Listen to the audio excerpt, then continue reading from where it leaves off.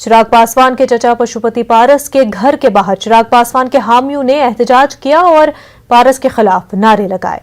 थोड़ी देर में पशुपति पारस पटना के लिए रवाना होंगे। वाज़ेह है कि चिराग पासवान को एलजेपी के पार्लिमानी पार्टी के लीडर के ओहदे से हटा दिया गया है और उनके चचा पशुपति पारस को मुंतखब किया है, जिसके जवाब में चिराग पासवान ने 5 अरकान पार्लिमान और पशुपति को पार्टी से बाहर का रास्ता दिखाया, जिसके जवाब में पशुपति ने कहा कि चिराग पासवान कानूनी तौर पर ऐसा नहीं कर सकते। पशुपति पारस के घर के बाहर मौजूद हैं, कुछ लोग यहाँ पर पहुंचे हुए हैं जो कि चिराग पासवान के समर्थक हैं। आप बताइए कहाँ से आए हैं आप? सर, मेरा नाम सौरभ सिंह है, मैं प्रदेश महासचिव हूँ युवा का और ये हमारे सारे युवा कार्यकर्ता हैं जो हम चिराग पासवान जी के सपोर्ट में खड़े हैं। चिराग जो मीडिया पे आज के डेट में फ्लैश आउट हो रहा है कि चिराग पासवान जी अकेले हैं, तो मैं आप सबसे हाथ जोड़कर निवेदन करना चाहूंगा कि जनता का ये सपोर्ट है। जिंदाबाद जिंदाबाद। आप बताइए यहाँ पे आप कहाँ से आए हैं? आप चिराग के समर्थन में हैं? हम चिराग पासवान जी के समर्थन में। यहाँ पर सब लोग यहाँ पर पहुंचे हैं जो कि चिराग पासवान के समर्थक हैं और चिराग पासवान के समर्थक यहाँ पे पहुंचे हैं। उनके हाथों में पशुपति कुमार पारस की फोटो है। पशुपति कुमार पारस के अगेंस्ट में नारा लगा रहे हैं। यहाँ पर युवा लोजपा दिल्ली प्रदेश के लोग हैं। इन लोगों की तरफ से चिराग पासवान के समर्थन में पशुपति पारस के विरोध में नारे लगाए जा रहे हैं। आइए बात करते हैं, आप कहाँ से आए हैं? मैं लक्ष्मीनगर से आया हूँ। आप क्या दिखाना चाहते हैं? बिहार से रहने वाला हूँ। बेसिकली मैं बिहार से रहने वाला हूँ क्योंकि चिराग पासवान जी का आइडिया बहुत ही अच्छा है। बिहारी फर्स्ट, बिहार फर्स्ट, चिराग पासवान जिंदाबाद। ये देखिए हाथ में यहाँ पर प्रिंस राज का फोटो है, पशुपति पारस का फोटो है। क्या आप लोग दिखाना चाहते हैं इस फोटो में? हम ये कहना चाहते हैं जो चिराग पासवान जो है, यानी यहाँ पे जो है ना हमेशा रामविलास पासवान जी का पुत्र है और उसने जो है ना ईमानदारी से काम किया। और ये पशुपति नाथ जो है, जिसका नाम आज तक हम लोग कभी सुना नहीं, जो आज जो है ना इनको पार्टी से अलग करने का काम कर रहे हैं, तो ये हम लोग चलने नहीं देंगे। उसके लिए कुछ भी करना पड़ेगा, हम लोग तैयार हैं। ये सभी लोग हैं जो कि चिराग के साथ में हैं और पशुपति पारस के विरोध में हैं। सभी लोग पशुपति पारस के घर के बिल्कुल सामने, चूंकि पशुपति कुमार पारस अभी जस्ट निकलने वाले हैं यहाँ से। यहाँ पर पशुपति पारस यहाँ से उनका घर है, अभी थोड़ी देर में पटना के लिए प्रस्थान करने वाले हैं। लेकिन उसके पहले तमाम लोग यहाँ पर जो है पहुंचे हुए हैं जो कि चिराग के समर्थक हैं। दिल्ली प्रदेश के सब नेता हैं लोक जनशक्ति पार्टी के और कुछ बिहार के भी लोग हैं, युवा कार्यकर्ता हैं। उनकी तरफ से कहा जा रहा है कि पशुपति पारस ने गलत किया है, बाकी सांसदों ने गलत किया है। उनकी तरफ से लगातार समर्थन दिया जा रहा है चिराग पासवान का। चिराग पासवान की बात कही जा रही है। आप देख सकते हैं चिराग पासवान के समर्थन में नारे लगातार लगाए जा रहे हैं। ये तमाम लोग हैं जो कि इस वक्त पशुपति पारस के घर के बाहर मौजूद हैं और पशुपति पारस जो कि पटना निकलने वाले हैं उसके जस्ट पहले घर के बाहर इस तरह का प्रदर्शन किया जा रहा है चिराग के समर्थन में, पारस खेमे के विरोध में। कैमरामैन संजीव वर्मा के साथ अमितेश, न्यूज 18 दिल्ली।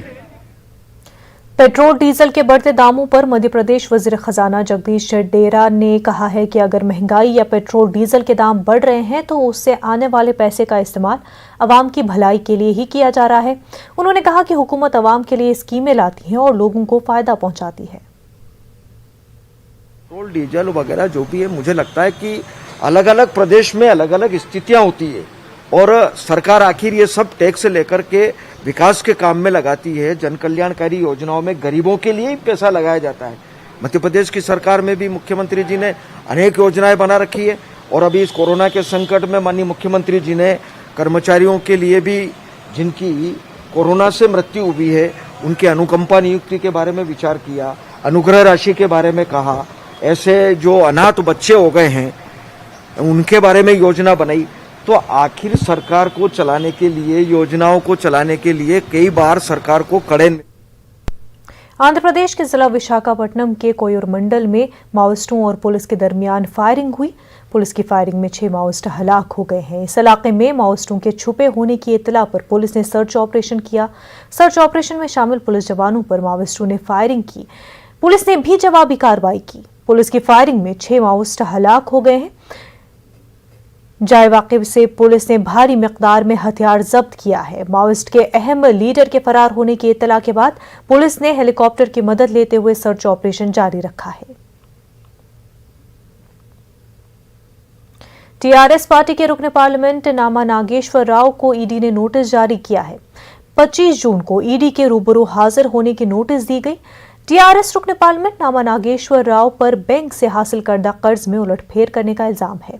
वाज़ेह है कि चंद दिन कबल ईडी ने एमपी नामा नागेश्वर राव के मकान के अलावा दफातर और कंपनी पर छापा मारा था।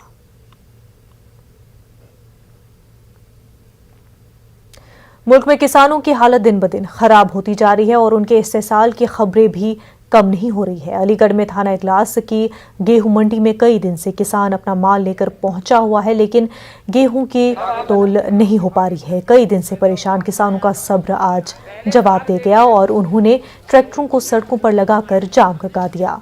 इस मौके पर किसानों ने जमकर अफसरान और हुकूमत के खिलाफ नारेबाजी की और गम गुस्से का इजहार किया। बाद में अफसरान के पहुंचने पर गेहूं की जल्द तोल कराई जाने की यकीन दहानी पर जाम खुल गया।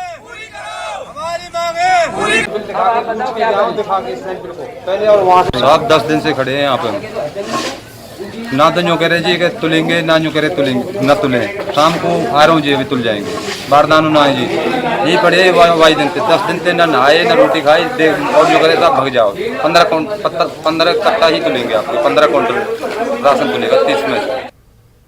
दिल्ली फसादात केस में यूएपीए लगाए गए मुलजिमीन नताशा नरवाल, आसिफ इकबाल तन्हा और देवांगना को दिल्ली हाई कोर्ट से मिली जमानत को दिल्ली पुलिस ने सुप्रीम कोर्ट में चैलेंज किया है। दिल्ली पुलिस ने सुप्रीम कोर्ट से दिल्ली हाई कोर्ट के फैसले पर गौर करने की अपील की है।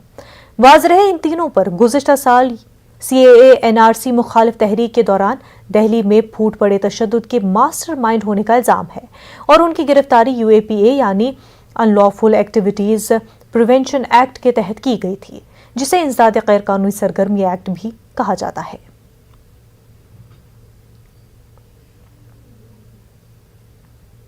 सहाफी सिद्दीक कप्पन समेत 4 अफराद को माहौल खराब करने के इल्जाम से बरी कर दिया गया है। मथुरा की अदालत ने सिद्दीक कप्पन, अतीकुर रहमान आलल और मसूद को माहौल खराब करने के इल्जाम से बरी कर दिया गया है। मथुरा पुलिस को इन लोगों के खिलाफ 6 महीने के अंदर शवाहिद पेश करने की हिदायत दी थी, जिसमें पुलिस नाकाम रही है। वाज़ेह है कि हाथरस में इस्मत रेजी मुतासरा की मौत हो गई थी। इसी मामले के दौरान इन 4 मुलजिमों को यूपी पुलिस ने गिरफ्तार किया था और उन पर माहौल खराब करने का इल्जाम आयद किया था।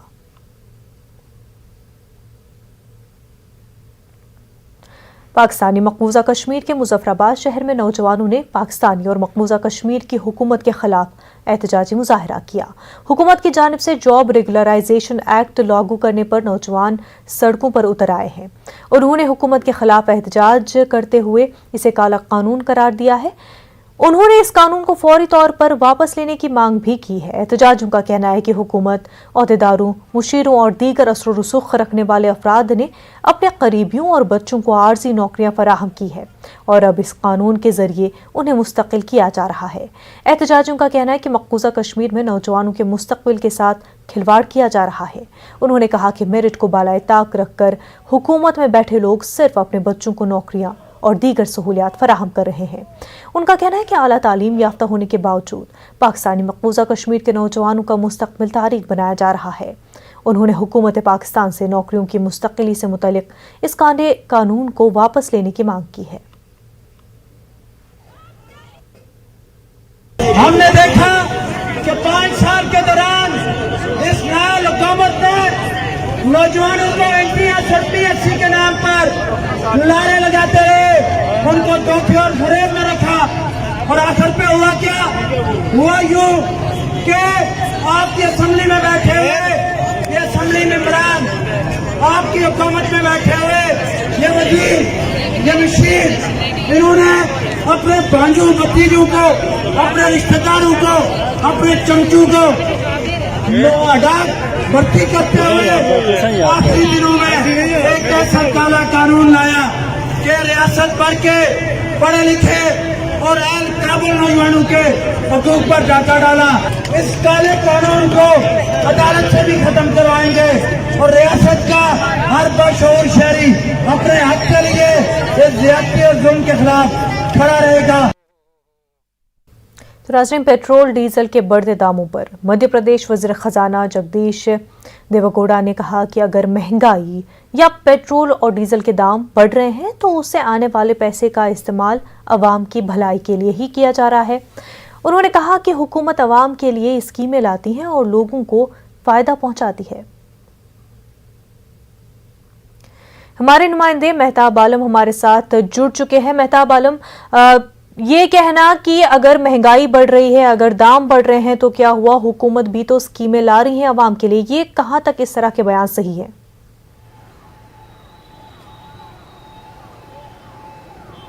मुनज़्ज़ा मध्य प्रदेश के वज़ीर ख़ाजाना जगदीश देवड़ा, जहां पर कोरोना कहर में महंगाई आसमान पर पहुंच रही है।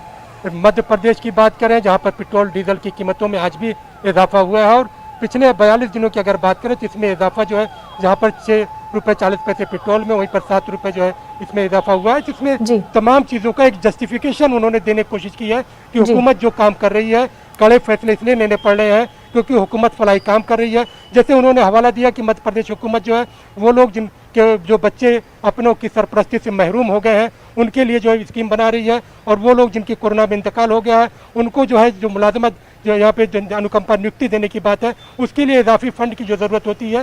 तो इस तरह से अगर हम बात करें तो हुकूमत जो मध्य प्रदेश ने अपने रेवेन्यू को जनरेट करने के लिए पेट्रोल डीजल का सहारा लिया है, और अगर इसकी बात करें पिछले 42 दिनों की तो अब तक मध्य प्रदेश हुकूमत को जो है 1150 करोड़ रुपए इससे फ़ायदा हो चुका है। और अगस्त तक की अगर हम बात करें तो हुकूमत का जो टारगेट है वो 14,000 करोड़ का है। तो इस तरह से हम कह सकते हैं कि मध्य प्रदेश हुकूमत को पेट्रोल डीजल पे पैसे इसलिए कम नहीं कर रही है क्योंकि उसको एक बड़ा रेवेन्यू उससे मिल रहा है, और उसी का जस्टिफिकेशन मध्य प्रदेश के वजीर खजाना जो है जगदीश देवड़ा दे रहे हैं कि हुकूमत इसलिए कड़े फैसले ले रही है क्योंकि उसको फलाही काम को करना होता है। मुनज़्ज़ा, तो मेहताब आलम, ये किस तरह से जस्टिफाई हो रहा है कि अगर हुकूमत को अवाम के लिए कोई फलाही काम करना है तो उसका बोझ भी अवाम पर ही डाला जाए?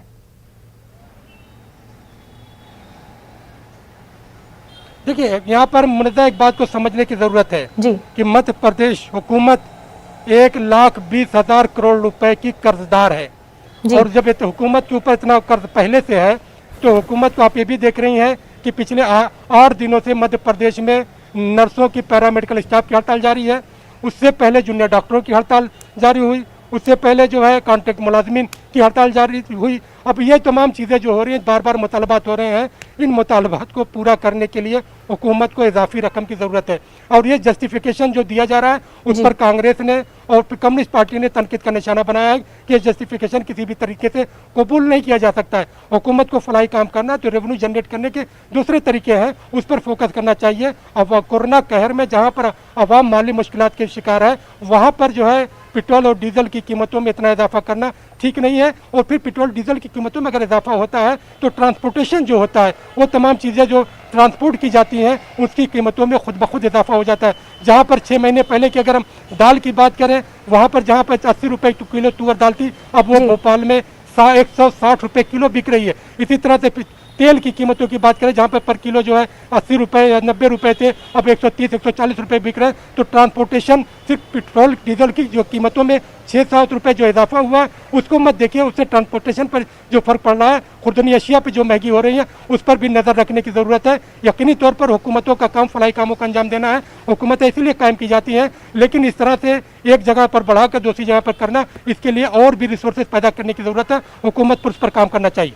बिल्कुल मेहताब, और क्या मध्य प्रदेश में रिसोर्सेज की कमी है कि हुकूमत जो है मध्य प्रदेश की वो उन रिसोर्सेज को यूटिलाइज नहीं कर पा रही है बल्कि इस तरह के रास्ते अपना रही है रेवेन्यू जनरेट करने के लिए? देखिए, जहाँ पर मध्य प्रदेश की बात करें, मध्य प्रदेश की का मुकाबला जो है हैदराबाद से या पंजाब से या दूसरी रियासतों से नहीं किया जा सकता। एक पसमानदा रियासत है, और यहाँ पर जो 52 ज़िले हैं, इसमें आधे से ज़्यादा ज़िले जो है आदिवासी बेल्ट में है। तो जो भी कुछ इलाके हैं, अगर हम मालवा की बात कर ले, या जहाँ से रेवेन्यू ज़्यादा हो सकता है, या फिर ग्वालियर डिवीज़न जो उस पर कर सकते हैं, एग्रीकल्चर सेक्टर में रेवेन्यू हो सकता है। लेकिन पिछले 2 सालों से जिस तरह से 2020 गुजरा है और 2021 का आधा जो है साल गुजर गया है, यहाँ पर जिस तरह से माली मुश्किलात कोरोना के कहर से मुतासिर हुई है, लोगों की रोजगार मुतासिर हुआ है, तो यहाँ पर खुद मुख्तारी करने के, आत्मनिर्भर बनाने के लिए, आवाम को नए नए सेक्टर से जोड़ने के लिए, वो इंफ्रास्ट्रक्चर को डेवलप करने के लिए उसकी ज़रूरत है। और उसके लिए ज़रूरत है मध्य प्रदेश हुकूमत को कि मरकज़ से मदद ली जाए। मरकज़ी हुकूमत की तरफ से ऐलान तो बहुत सारे पैकेज के किए गए, लेकिन उसके पैसे नहीं है। किसानों की बात की जा रही है किसानों को मुराद देने की बात की जा रही है। पिछले एक हफ्ते की में जो बारिशें हुई हैं, और उस बारिश की अगर हम बात करें तो बड़ा अनाज का हिस्सा जो रबी की फसल का था वो खुले आसमान के नीचे भीग गया, जिसको लेकर जबलपुर हाईकोर्ट ने मध्य प्रदेश हुकूमत की सरजनिश की है। तमाम जिलों के कलेक्टर से रिपोर्ट मांगी है कि उन्होंने फसल की जो खरीदी गई थी, जो गेहूं की खरीदारी की, चना मसूर की खरीदारी की गई थी, उसको रखने का क्या इंतजाम किया गया है, उस पर भी देखने की जरूरत है। बिल्कुल, मेहताब आलम, बेहद शुक्रिया आपका तमाम तर तफसीलात के लिए। ब्रेक के बाद आपका खैर मकदम है। कोरोना की बीमारी से खुद बचें और दूसरों की भी हिफाजत करें। कर्नाटक के अमीर शरीयत मौलाना सकीर अहमद रशादी ने इन ख्यालात का इजहार किया। बेंगलुरु में अमीर शरीयत मौलाना सकीर अहमद रशादी और दीगर अहम उलमाए किराम ने बोरंग मेडिकल कॉलेज पहुंचकर कोरोना का टीका लिया। मकामी MLA रिजवान अरशद ने उलमाए किराम के लिए खुसूसी टीकाकारी प्रोग्राम का एहतमाम किया। इस मौके पर अमीर शरीयत मौलाना सकीर अहमद रशादी, बेंगलुरु सिटी जामा मस्जिद के खतीब व इमाम मौलाना मकसूद इमरान रशादी, मरकज़ अहले सुन्नत जामा हज़रत बिलाल के मौलाना जुल्फ़िकार अली रज़ा नूरी और दीगर उलमाए किराम को टीके लगवाए गए। करनूल के कदीम शहर अदूनी के शाही ईदगाह कमेटी के दफ्तर में एक इजलास मुनक्किद हुआ। इस दौरान शाही ईदगाह कमेटी के अरकान ने ईदगाह की जल्द से जल्द तामीर के लिए हुकूमत पर दबाव बढ़ाने का फैसला किया है। कमेटी के अरकान ने बताया कि ईदगाह को मुनहद्दम हुए 1.5 साल से जायद अरसा गुजर चुका है। मकामी रुकन असम्बली के अलावा हुकूमत को भी ईदगाह की तामीर से मुतल्लिक़ यादाश्त पेश की गई है। ईदगाह कमेटी के अरकान ने ईदगाह की तामीर के लिए फंड्स जारी करने का जगन हुकूमत से मुतालबा किया है। ने यह तय किया है कि लीडरान से भी मुलाकात की जाएगी और आवाम से भी मुलाकात की जाएगी। लीडरान से ये मुतालबा किया जाएगा कि जो दरख्वास्त हुकूमत को दी गई है वो आप MLA के ज़रिए, MP के ज़रिए और दीगर कायदीन के ज़रिए जो है हुकूमत तक ले जाएं और वहाँ से जल्द हमें फ़ंड मौसूल होने के इक़दाम करें। ये शाही ईदगाह इमारत तारीख़ी है। अगर हुकूमत हमारा साथ देती है तो ये जो है शाही ईदगाह तामीर होकर खड़ा हो जाएगा। नाज़रीन, इस वक्त एक बड़ी खबर सामने आ रही है। मुंबई में मराठा रिजर्वेशन को लेकर एहतजाज के बाद रियासती हुकूमत ने बातचीत के लिए किया मदऊ। शिवाजी महाराज के वारिस संभाजी राजे को तलब किया गया मुंबई। संभाजी राजे ने बातचीत के लिए बुलाए जाने का खैर मकदम किया है। मराठा समाज तय करेगा बातचीत के लिए कौन कौन जाएगा। तो आपको इस वक्त की अहम खबर बता रहे हैं। मुंबई में मराठा रिजर्वेशन को लेकर एहतजाज हुआ और एहतजाज के बाद रियासती हुकूमत ने बातचीत के लिए मदऊ किया। शिवाजी महाराज के वारिस संभाजी राजे को मुंबई तलब किया गया है। संभाजी राजे का कहना है कि मराठा समाज तय करेगा कि बातचीत के लिए कौन कौन जाएगा। मराठा रिजर्वेशन को लेकर के आवाजें बुलंद होती रही हैं महाराष्ट्र में, वहीं अब मुंबई में मराठा रिजर्वेशन को लेकर के एहतजाज हुआ और एहतजाज के बाद रियासती हुकूमत ने बातचीत के लिए शिवाजी महाराज के वारिस संभाजी राजे को तलब किया। उनका कहना है कि मराठा समाज तय करेगा कि बातचीत के लिए रियासती हुकूमत से कौन कौन मिलने जाएगा।